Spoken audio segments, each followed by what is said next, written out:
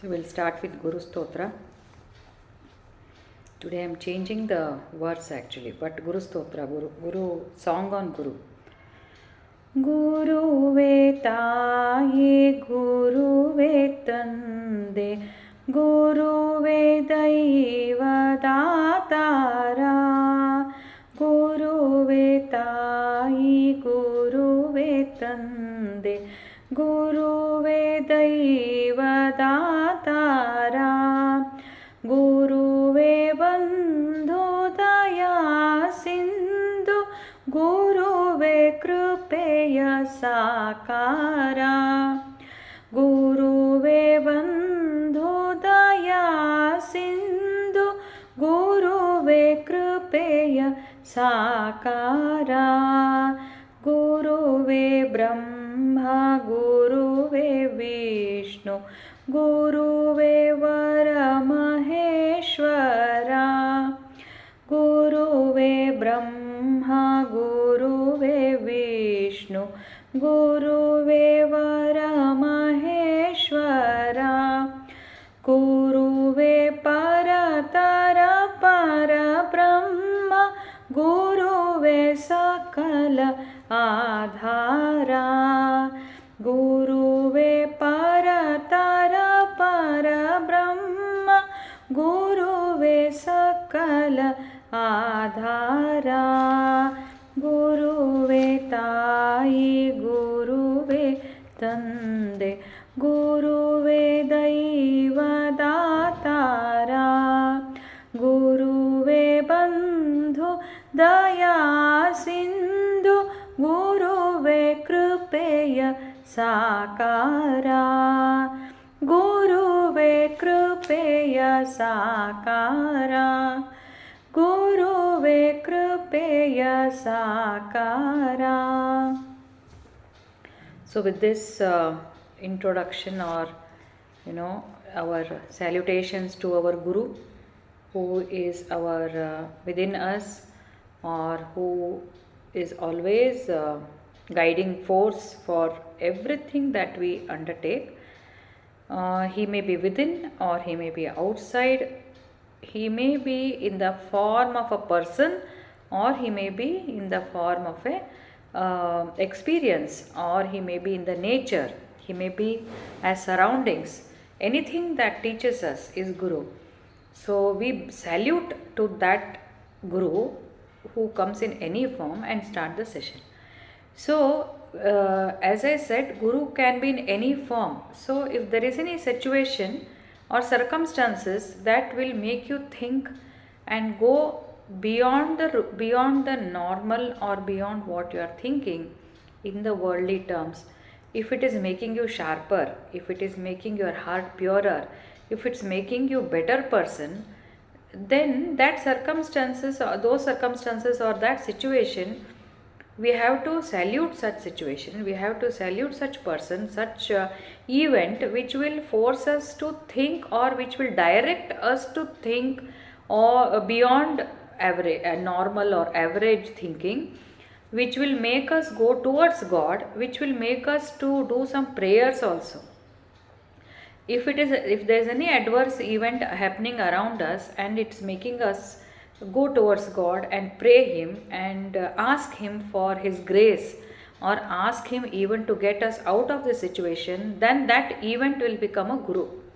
That event, that situation will become a Guru. That Guru, that person, however bad, or that event, however annoying or disturbing it is, at the face value it is disturbing, but it is triggering, I should say, something deep within from you, which is making you better. So that becomes a Guru. For such events we have to bow down, for such circumstances we have to bow down. So that means we must be always aware of the situations and what is it telling us, what is it trying to tell us. So that awareness should be there. So immediate reaction for any situation will definitely be of traumatic, depression, sorrow, stress. But eventually we must grow to such a level that we must understand how it is helping us, because once you are on spiritual path, there is a divine grace, there is definitely a divine grace. Everybody cannot come and sit and attend Bhagavad Gita. No, it is not everybody's cup of tea. It means there has been some homework in the past, and there is something guiding force which is pushing here. So any event that is happening is favoring us in this direction only. It is never against. Only we have to take it, we have to understand, we have to grow, and another step will grow up. So that is how that those are also the gurus. So bowing down to such guru may not come, as I said, directly in the form of Swamiji or Bhagavad Gita or any teacher or something. These are also supportive, complementary gurus. So we must be watchful. We must be watchful whenever. One thing is adverse. Another thing is even ego also. Sometimes we become suddenly egoistic. Everything keeps happening and suddenly we try to react in a very not so normal way, in an egoistic way. Those are also gurus, because immediately you will realize, Chacha, I shouldn't have spoken like this. How can I speak like that? I don't like to speak like this, but somehow I spoke. That is also a teacher, because with that situation, when we react in a negative way, we become aware. We are becoming aware of our own thoughts, our own mind, and then we correct ourselves. So anything which is making you correct becomes a guru. So guru is coming in so many forms, and God has been really great that He is teaching us through various channels, various different types of situations. So we should be thankful. Whatever comes, we will learn and move forward. We will learn and move forward. Somebody's dialogue was there. Either I am happy I'm happy. Situations are good. I'm happy. Situations are bad. I learn, but I never lose. There are only two options for me. I think Nelson Mandela, if I'm not wrong. Either I'm happy, I'm successful. If I'm not successful, I'm learning. So both ways I'm successful. So both ways we should be learning. Learning is a process. Always it is the learning. So with that, in this chapter 7, we will be completing chapter 7 today. Jnana Vijnana Yoga. Jnana Vijnana Yoga. It started from there. Who is a Jnani? Who is a Vijnani? So Krishna appreciates a Vijnani who has experienced the consciousness, who understands everything is mine. Mine means I am referring to Krishna's words. He says, who understands that everything is born out of me and my jiva and my prakriti. These are the two things which are sustaining this whole entire cosmic universe. Entire means all the solar systems, all the three lokas, if you want to call them, you call them. Different universes across the, across what I should say. It's an entire thing. I cannot say across country, it's everything of creation. So across all that, Indira, busy idra bit bidri papa, no force. No, it's okay. Yeah, we'll try to finish. So they'll take half an hour to reach here. So I'll join. Okay.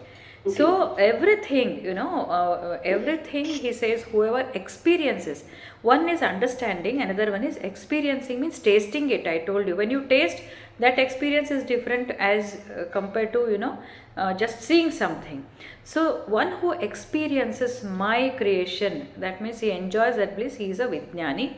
That is what he says. Then he talks about several things, and then he says, ಈ 4 ಥರದ ಜನ ನನ್ನನ್ನು ನಂಬುತ್ತಾರೆ ಅಂತ ಹೇಳ್ತಾನೆ ಅವನು. ಯಾರು ಅಂತಂದರೆ, ಒನ್ ಇಸ್ ಒನ್ ಹೂ ಅರ್ಥಾರ್ಥಿ, who wants money, and who is a ಜಿಜ್ಞಾಸು, who is stressed, and who is a jnani. 4 types of people come to me. One who is in trouble, and one first, then one who is who wants to know about me, who wants money or some he wants to get something out of me, car korsu, bangle korsu anta. Third person is who is a jidnyasu, who wants to know more about me, and fourth person is a jnani. A jnani is one who is aware, still he is remembering me always. He knows, he has understood everything. Probably he is becoming a Vijnani, or he just likes to be with God. He doesn't want anything else. Out of these 4 people, he says Jnani is the one who is very dear to me, because Jnani has done lot of homework. ಅಷ್ಟೇ ಸಾವಿರಾರು ಲಕ್ಷಾಂತರ ಮಂದಿ ಒಳಗೆ ಒಂದು few handful of people will be interested to go towards God in any of these forms. ಅಂದರೆ ಭಗವಂತನ ನಂಬೋರ ಕಡಿಮೆ, ಆ ನಂಬೋರೊಳಗೆ 4 ಜಾತಿ, ಅದು 4ರೊಳಗೆ ಇದೆ. When we are disturbed, when we want some pleasures in life, when we are interested to know about God and we know God. So inthor handful of people, and among these handful of people very few people will make an effort, that is jidnyasu. Among jidnyasus ello obba jnani agtane. So therefore he says this jnani has come, so much of homework he has done and he has come, therefore I like him. Now ಇಷ್ಟೊಂದು ಜನ ಮಾಡ್ಬೇಕಾದ್ರೆ why everybody cannot do, he says that no, why everybody cannot do, because they are drowned in the maya. ಮಮ ಮಾಯಾ ದುರತ್ಯಯ, to get out of that maya ಅಂದರೆ worldly pleasures. And worldly pleasures ಜೋಡಿ ಕಾಮ, ಕ್ರೋಧ, ಮದ, ಲೋಭ, ಮತ್ಸರ ಇವೆಲ್ಲ ಅವನನ್ನು ಬೈಂಡಿಂಗ್ ಮಾಡಿಬಿಡುತ್ತೆ. Why they bind? Because is ಅಜ್ಞಾನಿ. ಅಜ್ಞಾನಿ in the sense he not only that he doesn't know, he is not interested to know also. There is no grace, divine grace, there is no effort, because whenever he was given a free will, ಅವನಿಗೆ time ಸಿಕ್ಕಾಗ ಅಥವಾ ಅವನಿಗೆ ದೇವರು ನಮಗೆಲ್ಲರಿಗೂ ಒಂದು ಸ್ವಂತ ಬುದ್ಧಿ ಅಂತ ಒಂದು ಸ್ವಲ್ಪ ಕೊಟ್ಟಿರ್ತಾನಲ್ಲ, ಅದನ್ನು ನಾವು every time we must try to push it ahead. ಮತ್ತು perfection, positive mind, sattvic mind, ಈ ಥರ ಯಾರು ಮಾಡ್ತಾರೋ ಅವನು as and when you put divine grace flows. ಸ್ವಲ್ಪಮಪ್ಯಸ್ಯ ಧರ್ಮಸ್ಯ ತ್ರಾಯತೋ ಮಹತೋ ಭಯ. ಸ್ವಲ್ಪ ಒಂದು ಹೆಜ್ಜೆ ನಾವಿಟ್ರೆ ಕೃಷ್ಣ 10 ಹೆಜ್ಜೆ ಇಡ್ತಾನೆ. So that one step itself is very very difficult. That's why I said we are blessed to we are ಜಿಜ್ಞಾಸು, we are blessed to B ಜಿಜ್ಞಾಸು. And any one of you, any one of us can become ಜ್ಞಾನಿ or ವಿಜ್ಞಾನಿ, but we are a little beyond the this one, what I should say, beyond the other 2 categories. One who prays only during stress or one who prays only for pleasures. We have little bit grown beyond that, but it will keep fluctuating. We must constantly remind. In between we will go down, again we will come up. But if you look up to God always as a a person to solve our problems, that also is very well appreciated, because at least we know that we trust him. So Krishna ಹೇಳೋದು ಒಂದೇ, ಒಟ್ಟಿನಲ್ಲಿ ನನಗೆ ಶರಣ ಆಗು, I will relieve you ಅಂತ. So last 7 shlokas we can chant now. Free ಇದ್ದರೆ you can repeat. I will say one shloka, you can repeat. ಅಂತವತ್ತು ಫಲಂ ತೇಷಾಂ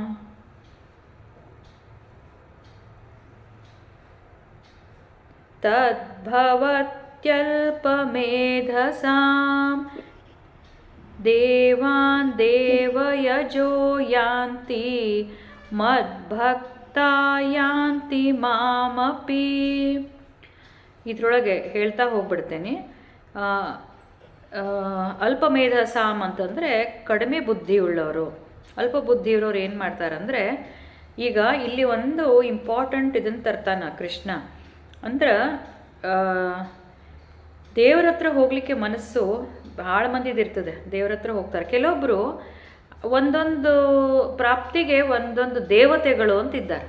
ಈಗ ಮಳೆ ಬರ್ಲಿಕ್ಕೆ ಒಂದು ದೇವತಾ, ಇಂದ್ರ ದೇವತಾ ಅಂದ್ಕೊಳ್ರಿ. ಆ ಥರ ನಾನು ಲಾಸ್ಟ್ ಟೈಮ್ ಹೇಳ್ದಂಗೆ ದೇವತೆಗಳನ್ನು ಪ್ರೀತಿಸಿ ಆ ಫಲಗಳನ್ನು ಪಡಿಲಿಕ್ಕೆ ಕೆಲವೊಬ್ಬರು ದೇವತೆಗಳಷ್ಟೇ ರಿಸ್ಟ್ರಿಕ್ಟ್ ಮಾಡ್ತಾರೆ. ಅವರು ದೇವತೆಗಳ ಕಡೆ ಹೋಗ್ರಿ, ಆ ಶ್ರದ್ಧೆಯನ್ನು ನಾನೇ ಕೊಡ್ತೀನಿ, but that is not the end of your growth ಅಂತ ಕೃಷ್ಣ ಹೇಳ್ತಾನೆ. ಸೊ ಇವನು ಸ್ವಲ್ಪ ಬ್ಲಂಟಾಗಿ ಹೇಳ್ತಾನೆ, ಅಲ್ಪಮೇಧಸಾಮ್, ಕಡಿಮೆ ಬುದ್ಧಿಯುಳ್ಳವರು ಅಲ್ಲಲ್ಲೇ ದೇವತೆಗಳನ್ನು ಕೇಳ್ತಾರೆ, ಬೇಡ್ಕೋತಾರೆ, ಎಂಜಾಯ್ ಮಾಡ್ತಾರೆ, ಮತ್ತು ದೇವತೆ. ಬಟ್ ಯಾರು ನಿಜವಾಗ ಸಾಧಿಸ್ತಾ ಇರ್ತಾರೋ ಅವರು ನನ್ನನ್ನು ಪಡೆದುಕೊಳ್ತಾರೆ. ನನ್ನನ್ನು ಪಡೆದುಕೊಳ್ಳೋದ್ರೆ he is above those celestial gods. ದೇವತೆಗಳಿಗಿಂತ ಮೀರಿ ಕೃಷ್ಣ ಏನು ಮಾಡ್ಯಾನ ಅಂತಂದ್ರೆ ತನ್ನ ಕಡೆ ಮ್ಯಾನೇಜರ್ಸ್ ಥರ ದೇವತೆಗಳನ್ನು ಇಟ್ಟಿರ್ತಾನೆ. They are also not bad, they they have the power to bless us, but it is restricted and it will vanish in no time. ಅಷ್ಟಕ್ಕೆ ಅದು, it's a temporary.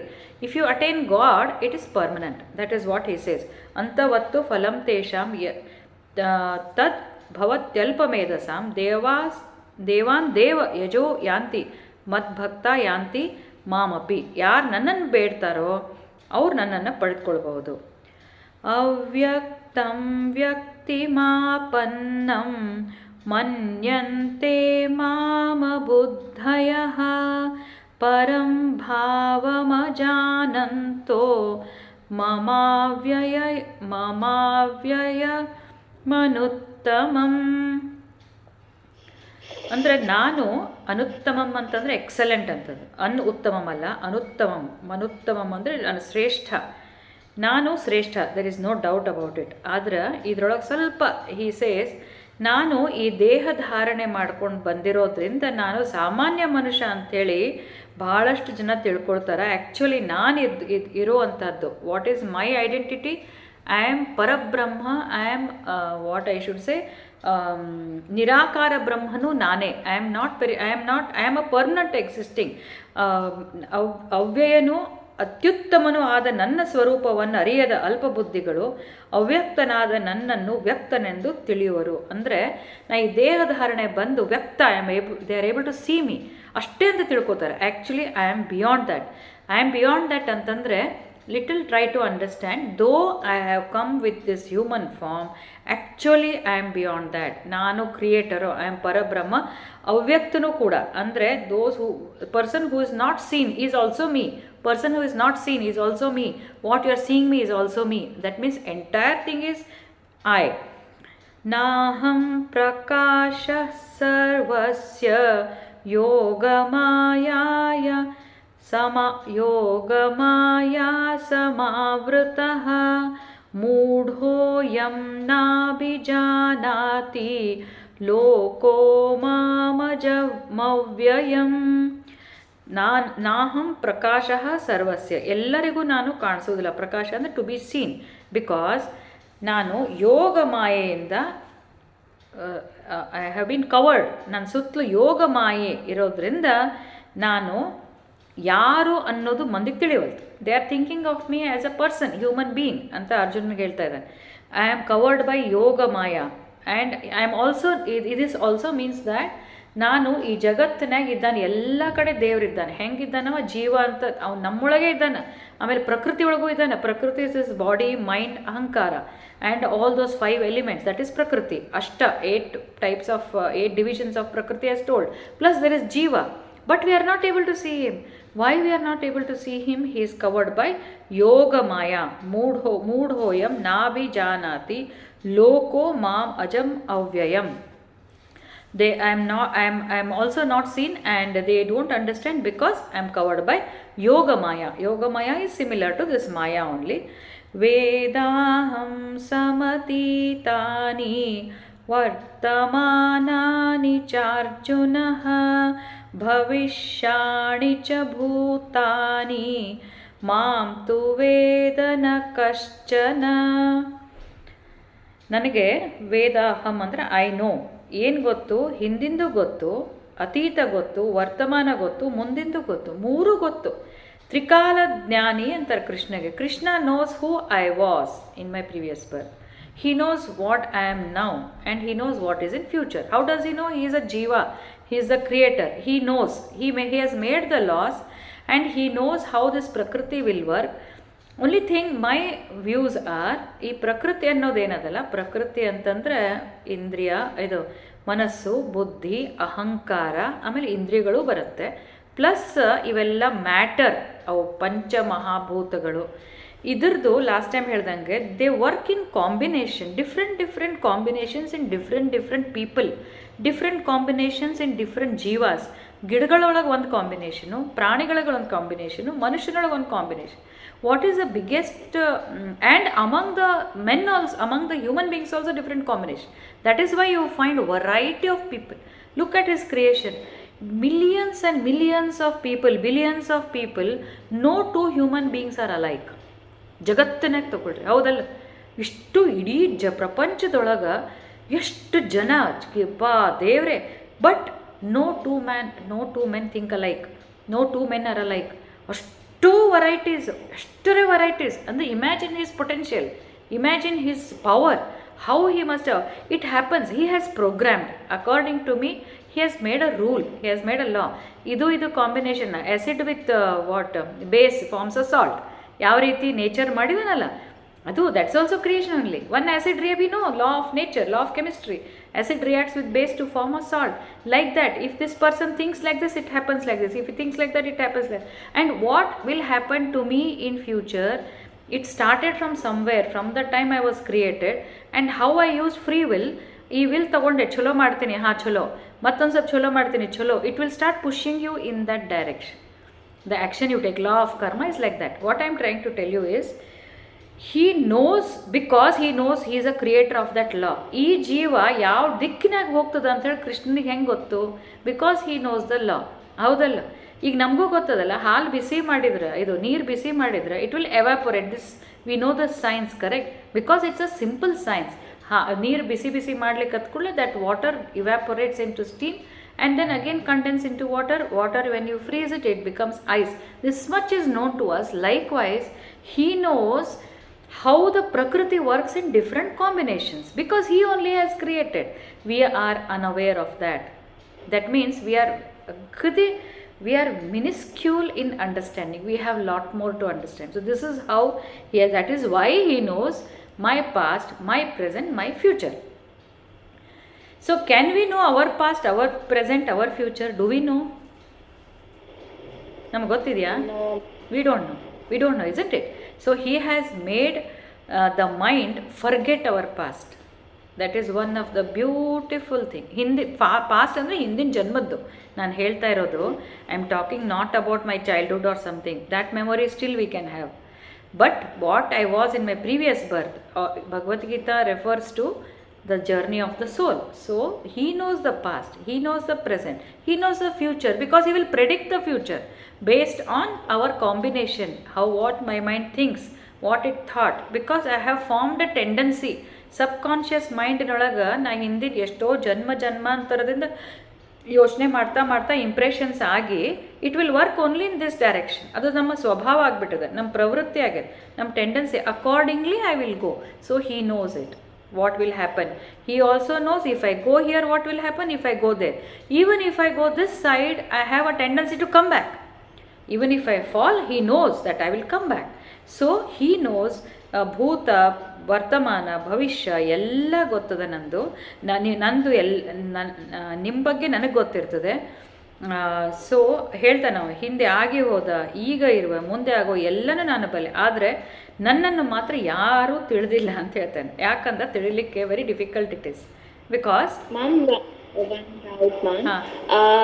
actually in the last session you were saying Prakriti means Shakti Swarupa, like Durga we can say, no? Like here we have to consider as Shakti or 5 elements, like in Shakti only all the elements are there. In Shakti only, see, same only.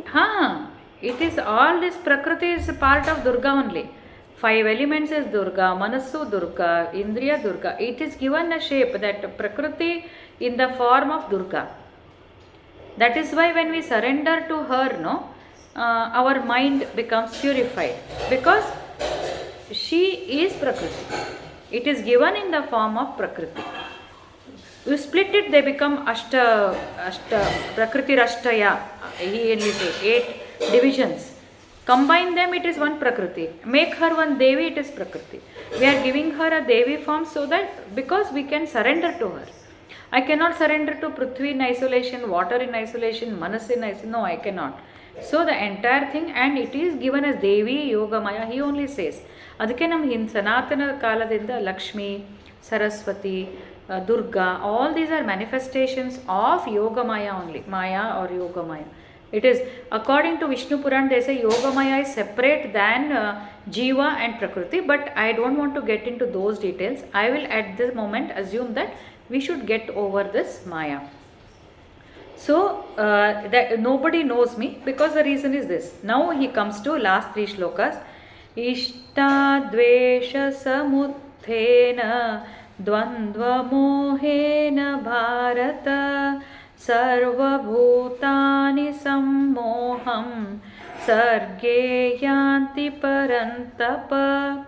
Ichha dvesha samuthena, those we are dvandva mohena bharata sarvabhutani. All the individuals are engrossed in ichha dvesha and other dvandvas. Ichha dvesha samuthena ದ್ವಂದ್ವ ಮೋಹೇನ ಭಾರತ ಸರ್ವಭೂತಾನಿ ಸಮೋಹಂ ಸರ್ಗೇ ಯಾಂತಿ. ಸರ್ಗೆ ಅಂದರೆ by birth. We are all coming with these dualities from birth ಅಂತ. From birth child also no, I don't like this, I like this, I don't want to go. ನಮನ್ also say I don't want to go there, I want to go here only, I don't like to play with him, I like to play with her. ಹುಟ್ಟಿದಾಗ ಕೂಡ ಚಿಕ್ಕ ಮಕ್ಕಳು ಸ್ವಲ್ಪ ಇದು ಬರ್ಲಿಕ್ಕೆ ಹತ್ಕೊಂಡು ಗಿಲ್ಗಿಲಿ ಬರ್ಸಿ smile ಮಾಡೋದು, ಅಮ್ಮ ದೂರ ಹೋಗ್ಬಿಟ್ರೆ ಆಗೋದು. So don't you think that ದ್ವಂದ್ವ starts from birth? That's what he's saying. From birth only. That in human nature, he has made that dvandva. It has come from there. That is coming on the way of understanding him. ನನ್ನನ್ನು ಯಾರೂ ಗೊತ್ತು ಮಾಡಲಿಕ್ಕೆ ಇಚ್ಛಾ ಇಲ್ಲ ಅರ್ಜುನ ಅಂದರೆ, ನಾವು ಯಾವಾಗ sacrifice ಮಾಡ್ತೀವಿ ದ್ವಂದ್ವವನ್ನು, ಅವಾಗ he will open up. when do I, it's okay, this is also okay, that's also okay, she told me like this also okay, she didn't tell me like this also. ಮಾನ ಅಪಮಾನ ಇಚ್ಛಾ ದ್ವೇಷ ಇವೆಲ್ಲ ನಾವು ಹೆಚ್ಚೆಚ್ಚು ಹೋದಂಗೆ we can overcome that and we will reach. So he says sarge yanti parantapa. Next he says yesham tvantagatam papam jananam punya karmanam te ದ್ವಂದ್ವಮೋಹ ನಿರ್ಮುಕ್ತ ಭಜಂತೆ ಮಾದೃಢವೃತಾಃ. So now he is giving a solution. What he is saying, pan ಅದು door ಹಾಕ್ಬಿಡಮ್ಮ, door ಹಾಕಿದೆ. So he says ಯೇಷಾಂ ತು ಅಂತಗತಂ ಪಾಪಂ ಜನಾನಾಂ ಪುಣ್ಯಕರ್ಮ. ಯಾರು ನನ್ನ ನೆನೆಸ್ತಾ ಪುಣ್ಯಕರ್ಮವನ್ನು ಮಾಡ್ತಾರೋ ಅವರು ದ್ವಂದ್ವ ಮೋಹದಿಂದ ಮುಕ್ತರಾಗಿ ದೃಢ ಮನಸ್ಸಿನಿಂದ ನನ್ನನ್ನು ಭಜಿಸ್ತಾರೆ ಅಂತ. ಯಾರು ಪುಣ್ಯಕರ್ಮವನ್ನು, so he gives a solution. Keep doing the pious ಅಂದರೆ ಒಳ್ಳೆ ಕರ್ಮವನ್ನು ಮಾಡಿರಿ, keep doing the good activities. So when you start doing that, when you start doing only good activities, ಆವಾಗ ದೇವರು ಭಗವಂತ ಇದರಿಂದ ಬಿಡುಗಡೆ ಆಗ್ತದೆ ಅಂತ. ಪುಣ್ಯದ ಕೆಲಸ ಮಾಡ್ಬೇಕಾದ್ರೆ ಬಿಡುಗಡೆ ಆಗ್ತದೆ. ಯಾಕಂತಂದರೆ I will tell you how. Supposing you want to go and help in one orphanage, you want to feed people, or you want to feed old age, ವೃದ್ಧಾಶ್ರಮಕ್ಕೆ ಹೋಗ್ತೀವಿ ಅಥವಾ ಬ್ಲೈಂಡ್ ಸ್ಕೂಲಿಗೆ ಹೋಗ್ತೀವಿ.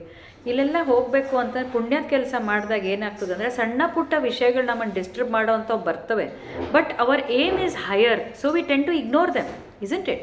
When we take up higher activities in life, when we take up activities which are helpful to others, then small things will not bother you because your aim is to do higher things, your aim is to do good things. So therefore he says ಪುಣ್ಯದ ಕೆಲಸ ಮಾಡ್ಕೋತಾ ಬಂದರೆ automatically ದ್ವಂದ್ವಗಳು ಹೋಗ್ತವೆ. That person is not coming, it's okay, you leave him, let's go, we leave him and go. If is not willing, let him not come.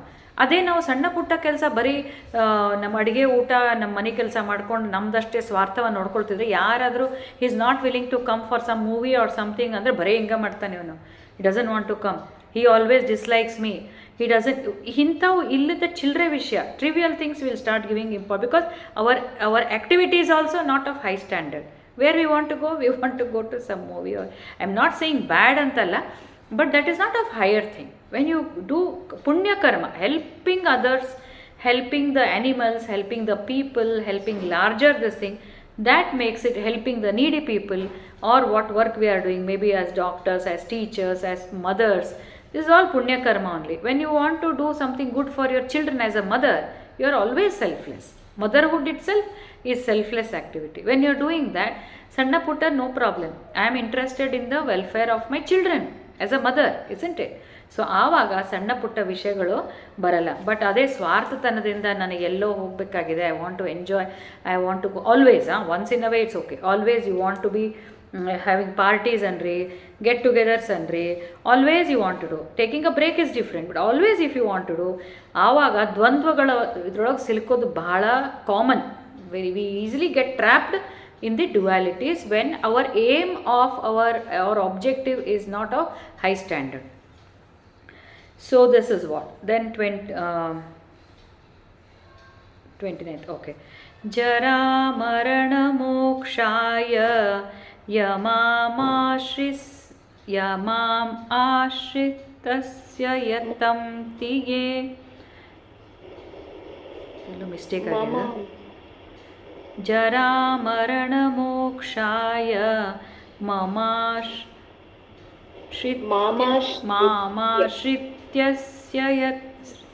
ಏನದು ಮಾಮಾಶ್ರಿತ್ಯ ಯತಂತಿ ಯೇ ಮಾಮಾಶ್ರಿತ್ಯ ಯತಂತಿ ಯೇ ತೇ ಬ್ರಹ್ಮ ತದ್ವಿದುಃ ಕೃತ್ಸ್ನ ಮಧ್ಯಾತ್ಮಂ ಕರ್ಮ ಚಾಖಿಲಂ.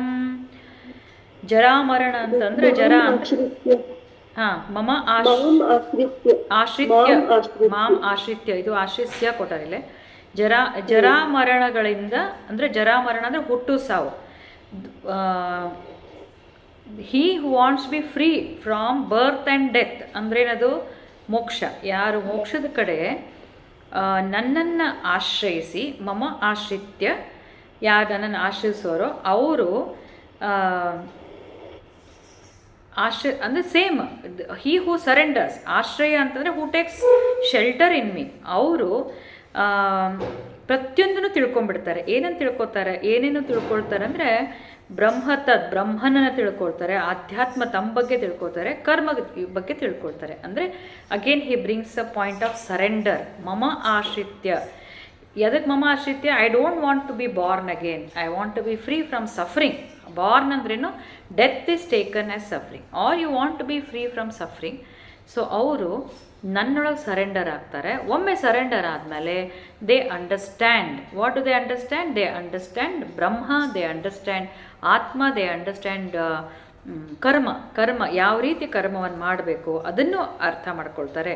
ಸೊ ಯಾವತ್ತು ನಾವು ಸಫರಿಂಗ್ ಬಿಡಬೇಕು ಅಂತಂದರೆ ದೇವ್ರ ಕಡೆ ಹೋಗಿಬಿಡ್ತೇವೆ. We surrender to them. So keep on surrendering, keep repeating.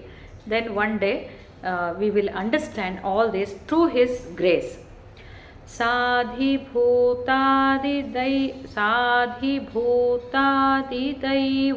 ಮಾಂ ಸಾಧಿಯಜ್ಞಂ ಚ ಯೇ ವಿದುಃ ಪ್ರಯಾಣಕಾಲೇಪಿ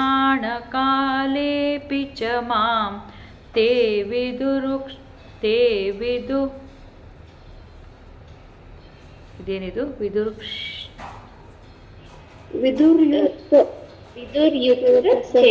ವಿದುರ್ಯುಕ್ತ. ತೇ ವಿದುರ್ಯುಕ್ತ ಚೇತಸಃ ಸಾಧಿಭೂತಾದಿದೈವಂ ಮಾಂ ಸಾಧಿಯಜ್ಞಂ ಚ ಯೇ ವಿದುಃ ಪ್ರಯಾಣಕಾಲೇಪಿ ಚ ಮಾಂ ತೇ ವಿದುರ್ಯುಕ್ತ ಚೇತಸಃ. ಕೃಷ್ಣ ಹೇಳ್ತಾನೆ, ನಾನು ಆದಿಭೂತ, ಆದಿದೈವ, ಆದಿಭೂತ, ಆದಿದೈವ, ಆದಿ ಯಜ್ಞ. ಅಂದರೆ he is describing himself. What is he? He is the ಅಂದರೆ ಅವನು ಆದಿಭೂತ ಅಂದರೆ ಗವರ್ನಿಂಗ್ ಪ್ರಿನ್ಸಿಪಲ್.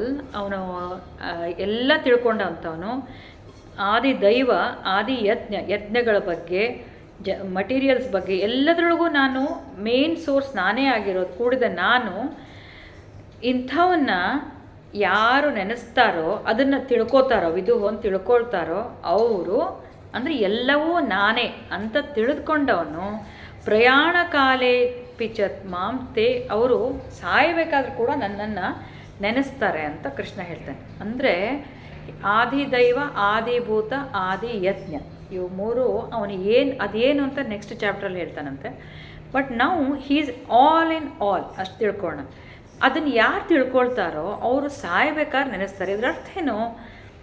ಸಾಯ್ಬೇಕಾದ್ರೆ ಯಾರು ನೆಕ್ಸ್ಟ್ ಅದೇ what happens after death, 8th chapter. So ಸಾಯ್ಬೇಕಾದ್ರೆ ನಾವು ಯಾವ ಮನಸ್ಸಿನಿಂದ ನಾವು ಜೀವ ಬಿಡ್ತೀವಲ್ಲ, that decides also our future. If throughout your life you have not remembered God, then what will happen? You can never remember God at the time of death. Yes or no? Very rare. Unless ಅಜಾಮಿಳಂತರ ಅವನು full ನೆನೆಸಿರ್ತಾನೆ, ಅವನು ಭಯಂಕರ ಭಯಭಕ್ತ ಇರ್ತಾನೆ, ಅವನು ಎಲ್ಲ ಅವನದು ಕುಂಡ ಇಷ್ಟಿರ್ತದೆ, ಎಲ್ಲೋ ಸ್ವಲ್ಪ deviate ಆಗಿರ್ತಾನೆ. Then again he comes back on his death bed. So he attains moksha and he goes.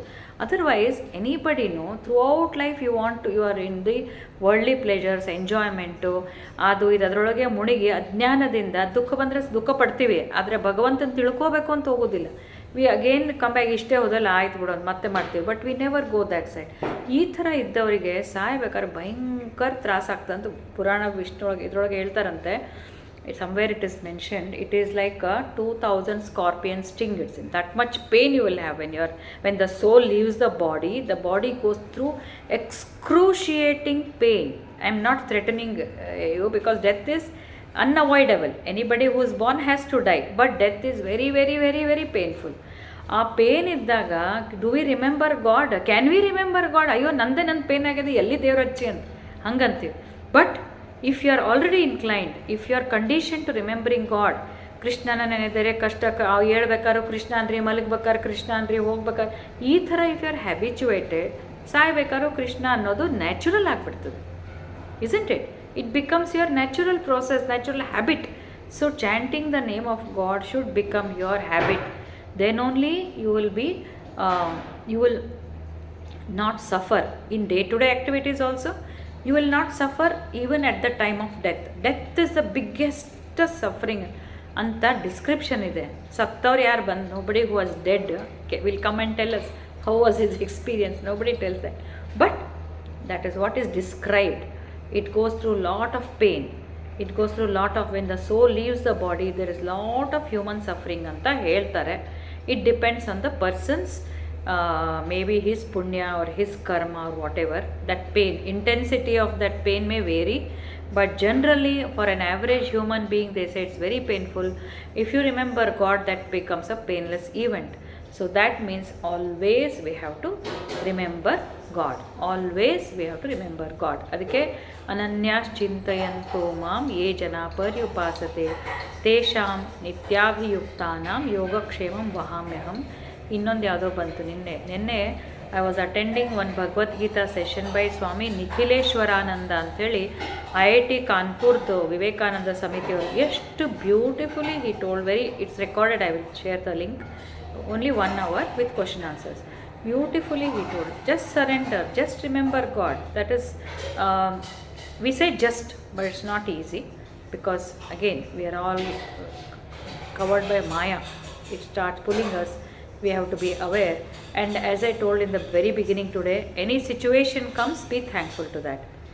Any situation which makes us feel depressed and makes us go towards God, that moment we feel very bad. But after you go to God, you meditate, you talk to Him, you come out of that, you will feel much better. Then you will realize that event was good for me, because it made me go towards God.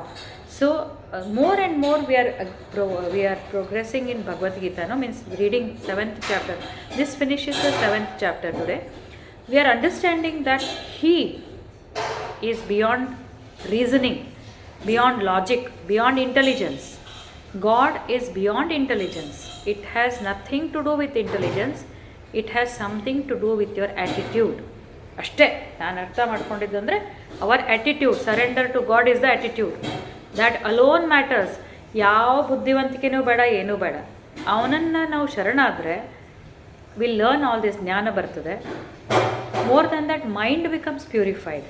So just pray God every day, every now and then, and make your mind pure.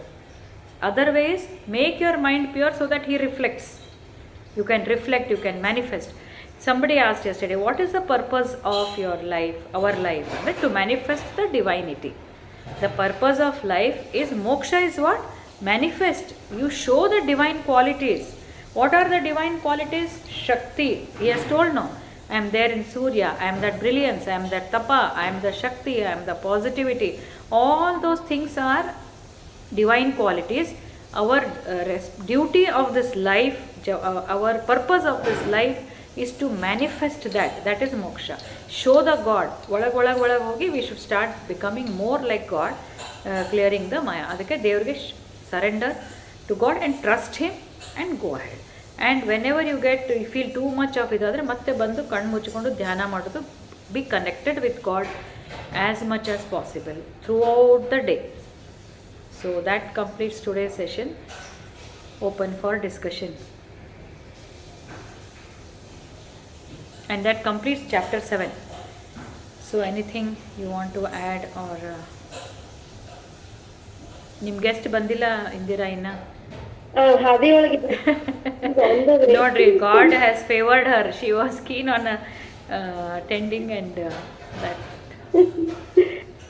ಆಯಿತು, ಮುಗಿತೀನಿ. Major discussion is over, so we can ಯಾ ಏನಂದ್ರಿ? Compared to all the adhyayas, 7th one was very nice, ma'am. Is it so? I mean, what I felt. Oh, no. Yeah, I felt nice, 7th one. Second, all are good only, but I mean, I don't know, yeah, maybe. all are good, but here what, from the first day onwards, I got impressed with that line that Gnana is separate and Vijnana. That means Vijnana, I was thinking about science only, mom, that experiments and like that only. The experience is something which it has touched, ma'am, like anything. Yeah, correct. Like I used to feel that, but I don't know that I'm experiencing. Correct. Yeah. Later on, I used to feel, oh, this is only I'm experiencing. Maybe I didn't realize that I'm experiencing. Correct. Vijnana experiencing starts little. The final experience is moksha. Final experience is when you experience one with everybody. If that you have experienced, then you have already reached realization. I mean it. It can happen to anybody at any time, any point of time. Swami Sarvapriyananda took one session in ISC. I have that YouTube, this one, I'll share it with all of you. He says, I will tell you how you can feel Aham Brahmasmi. That is a different, some other time I'll share with you. We are thinking Jiva is here, no? Jiva is I. Real I is Jiva. Aham Brahmasmi. So how to feel? Step by step he has told in that. And he says, if you really feel, maybe by the time I end this session, some of you would have realized. So it is as simple as that, provided you are very ಸೂಕ್ಷ್ಮ very subtle mind. ಭಾಳ subtle, ಭಾಳ ಶುದ್ಧ ಮನಸ್ಸು. ಅದು ಹೋದರೆ ಬರ್ತದೆ. Too much of bent I want it ಅಂತ ಪ್ರಹ್ಲಾದ, ನಚಿಕೇತ ಅವರೆಲ್ಲ ಹೆಂಗೆ ಮಾಡಿದ್ರು ಹಾಗೆ. So that if you do you would have experience that also. So that is vijnana is entire oneness, that bliss. But in the process ಚೂರು ವಿಜ್ಞಾನ ಬರ್ತಿರ್ತದೆ. ಈಗ what you are telling is correct. Maybe you feel that vibration, no vibrant energy. No, what I was having is, you told to meditate daily for 15 minutes now, ma'am. So that I was doing last 1 month. So actually my mother was sick, so I was not able to concentrate, and I don't know, ma'am. Still before I used to do for 5 minutes, but not 15. But later on, when you said no, I started doing. Simply, I used to close my eyes. Later on, it went to half an hour. I also don't know. Then it is. Then now I'm doing, ma'am. I'm able to do. Then suddenly, it's like when you have told Gnana, Vijnana, that meanings. You have to experience. Then I was thinking about Krishna. So I was like, after some time, when I opened my eyes, I am feeling happy. I don't know that whether I am experiencing. No, it is a bliss only. It is a connecting with God. It will come. Spring idangadu. You spring, no water. Just put something. It will come like that. No fountain. When you meditate, the fountain of divinity comes out. It is a fact. It is a fact. Yes. It is a fact. Idra ಏನೋ ಹೇಳ್ತಾ ಇದ್ರೆ. Very good. And this surrendering, it helps a lot actually. Alva? Yeah. Every day while praying, I say, I surrender to you. ಆಮೇಲೆ ರಾತ್ರಿ ಮಲಗುವಾಗ್ಲೂ ಅದೊಂದು ಶ್ಲೋಕ ಕಾಯೇನ ವಾಚ ಹೇಳಿ. So that practice has helped me to accept all the situations in life. Correct. As his prasad. Very good. ಅದು ಒಳ್ಳೇದಾದ್ರೂ ಅದು ನಿಂದ ಪ್ರಸಾದ. ನನಗೇನೋ ಒಂದು ದುಃಖದ ಬಂದ್ರೂ that is also your blessings only. This is a great development, Indira. It helped me to change my lifestyle. One shanta. Maybe for my good, for our good only. Correct. This is a great development, Indira. Accepting, see, positive things is easy. Negative is also yours ಅನ್ನೋ ಜ್ಞಾನ attitude ಬಂತು ಅಂತಂದರೆ it's a very very great development. Very happy. Just one experience I want to share with please. you both.